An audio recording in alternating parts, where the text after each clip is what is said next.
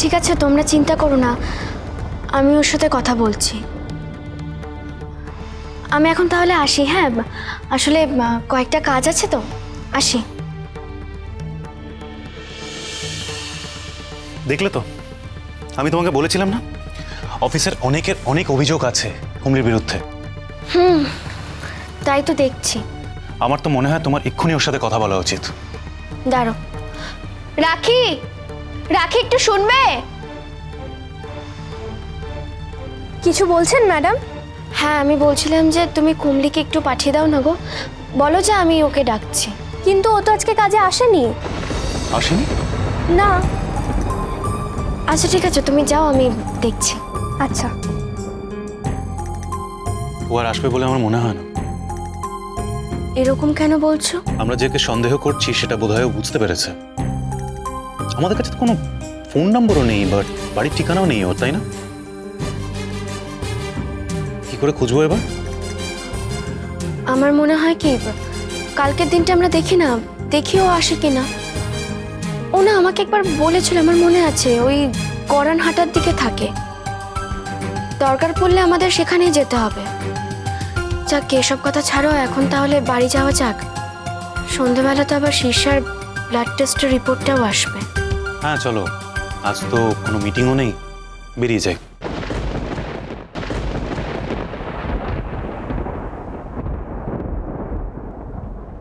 কি লুকোচ্ছিস রে? কই কিছু না তো। আমি স্পষ্ট দেখলাম তুই লুকোচ্ছিস। কি? না না, কিচ্ছু লুকোইনি। মা শোনো না, একটু চা করে আনবে, আমার খুব চা খেতে ইচ্ছে করছে। কৃষ্ণাকে বলে এসেছি, এক্ষুনি নিয়ে আসবে। কৃষ্ণাদি? ও তো রোজ রোজ খাই, তুমি যাও না, একটু আদা দিয়ে বানাও। কি হয়েছে বলতো? আমাকে কেন জোর করে রান্নাঘরে পাঠাতে চাইছিস? কি ব্যাপার? বর্ষা দিদি, শীর্ষার ব্লাড টেস্টের রিপোর্টটা এলো? হ্যাঁ সব ঠিক আছে, চিন্তার কোনো কারণ নেই। আচ্ছা শোন, এবার আমি যেটা বলছি সেটা শোন। না দেখ, এই নে, এটা কি? খোল, খুলে দেখ নিজে। কিসের চিঠি বলো তো?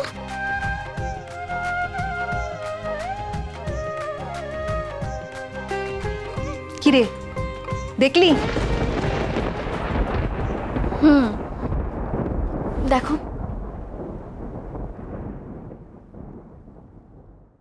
বাবা, কি এত পড়ছে সম্বন দিয়ে, দেখতে হচ্ছে তো।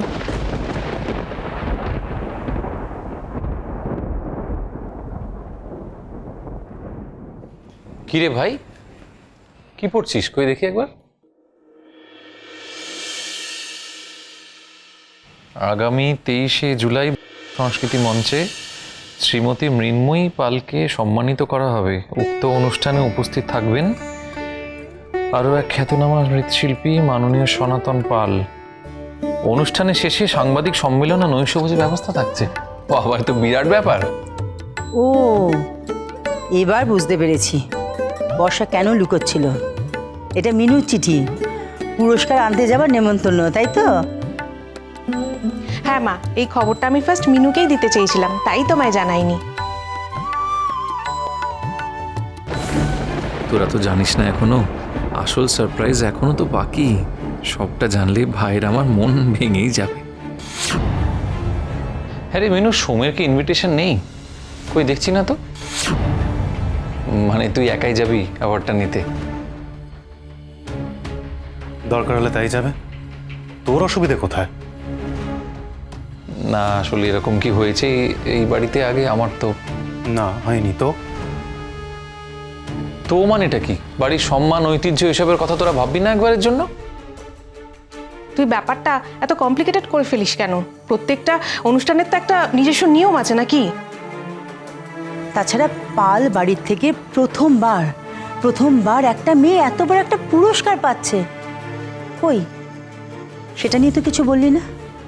আর মিনু একা পুরস্কার আনতে গেলে এবারই সম্মানহানি হবে, সেটা তোকে কে বলেছে?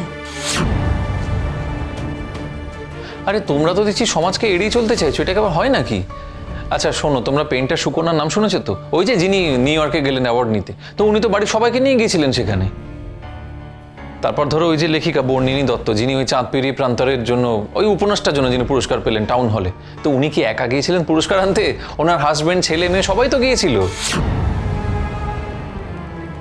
এই ফেলিসিটেশনটা তার থেকে অনেক বড় দাদা। আরে বাবা, তা বলে মিনুর সঙ্গে বাড়ির কেউ যাবে না? ও তো বলতে পারে অর্গানাইজারদের। দাদা ভাই, এই বস্তা পচা সেন্টিমেন্টের দিনকাল না চলে গেছে। কি হয়েছে? একা গেলে কি হয়েছে? তুই বরং নিজের মনের মধ্যে এই আইডিয়াগুলো কাল্টিভেট করে যা। আমরা নিজের মতন চল। ননসেন্স। আরে আমার ওপর মেজাজ দেখিয়ে কোনো লাভ নেই। বাড়িতে কি হচ্ছে সেটা দেখ আগে। অফিসে বউ বস, এদিকে বাড়ির বউ সে অ্যাওয়ার্ড নিতে চলেছে, সেখানে হাজবেন্ডের কোনো জায়গা নেই। এরকম চলতে পারে না। আর যেখানেই চলুক না কেন, পাল বাড়িতে আমি এটা চলতে দিতে পারি না। এতদিন ধরে রীতিনীতি নিয়ম কানুন কি এমনি এমনি মেনে চলা হয়েছে নাকি? বাবু, আজকের দিনটা অন্তত চুপ থাক। এসব কথা বলে ওদের আনন্দটা মাটি করে দিস না। দাদা ভাই, আমি ওদের সাথে কথা বলবো। ওকে যদি ওনারা ওই অনুষ্ঠানে ইনভাইট না করেন তাহলে আমিও সেখানে যাব না। আমি থাকতে এবারের মান সম্মান কিছুতেই নষ্ট হতে দেব না, কথা দিচ্ছি।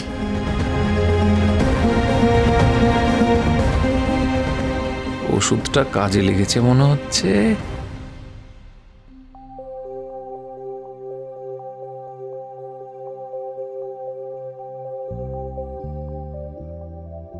কি গো, ওঠো, খেয়ে নেবে। না মিনু, আমার খিদে নেই। খিদে নেই কেন? আরে মাথাটা খুব ব্যথা করছে, খাবো না। সে তো বুঝলাম যে তোমার মাথাটা খুব ব্যথা করছে, তার জন্য তোমাকে ওষুধ খেতে হবে। আর ওষুধ খেতে গেলে তোমাকে কিছু একটা খেতে হবে। না না মিনু, আমি কিছুতেই খেতে পারবো না, কথা মানো। তুমি বরং আমাকে একটু মাথা ব্যথার ওষুধটা দাও না, ওই দেখো ড্রয়ারে আছে। হ্যাঁ, সে তো দেবই, কিন্তু কিছু না খেয়ে আমি তোমাকে কিছুতেই ওষুধ খেতে দেবো না। না, আমি কিছু খাবো না। আমি নিজেই উঠে নিয়ে নিচ্ছি। দাঁড়াও। তাহলে আমি তোমাকে কতবার বলেছি তুমি এতক্ষণ না খেয়ে থাকবে না, আমার কোনো কথাই শুনবে না, তাই তো? না, তার জন্য নয়। তাহলে কি জন্য সেটা আমাকে বলো তো। আরে কিছুই না, আমার মাথাটা খুব গরম হয়ে গেছিল, রেগে গেছিলাম আমি। বুঝতে পেরেছি,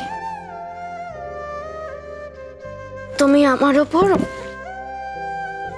রাগ করে আছো, তাই তো? আরে না না, তোমার উপর কেন রাগ করবো? আমি তোমার উপর রাগ করে নেই। দাদা ভাই এত কথা শুনিয়ে দিয়েছে আমার। তুমি নিশ্চয় ভুলে গেছো না কাল তুমি কি প্রমিস করেছিলে? কি প্রমিস করেছিল? বাহ, খুব ভালো। তুমি কালকে আমাকে প্রমিসটা করলে আর আজকের মধ্যে তুমি ভুলে গেলে। না না, সে ব্যাপারে আমরা ঠিক আছি, ভালো আছি। আসলে ও এত খারাপ কথা বললো না। ব্যাস, তুমি আবার আগের মতো ভাবতে শুরু করে দিয়েছো। শোনো, এতে কিন্তু মাথা যন্ত্রণাটা আরো বেশি বেড়ে যাবে, এটা জানো তো? আমি আর কোনো কথা শুনতে চাই না। এই দেখো কৃষ্ণদি তোমার জন্য কি বানিয়েছে, ডিমের কষা আর ছোলার ডাল। তুমি তো খেতে খুব ভালোবাসো, নাও এবার খেয়ে নাও। ব্যাস, ভাঙিয়ে দিলে তো আমার প্রমিসটা। প্রমিস? কিসের প্রমিস? এই যে আমি প্রমিস করেছিলাম যে নিজেকে এই রাতে খাবো না। বুঝতে পেরেছি, সেই অন্যের ওপর রাগ করে নিজেকে কষ্ট দেবা, তাই তো? ছোলার ডাল আর ডিম কষা আমার সব প্রমিস ভেঙে দিল। তাহলে তো আজকে তোমাকে 4টে রুটি খেতে হবে। না না, এই কি 4টে আমি খেতে পারবো না, দুটো খাবো। আচ্ছা বাবা, ঠিক আছে, আগে তো খাওয়াটা শুরু করো দেখি। হ্যাঁ, করো।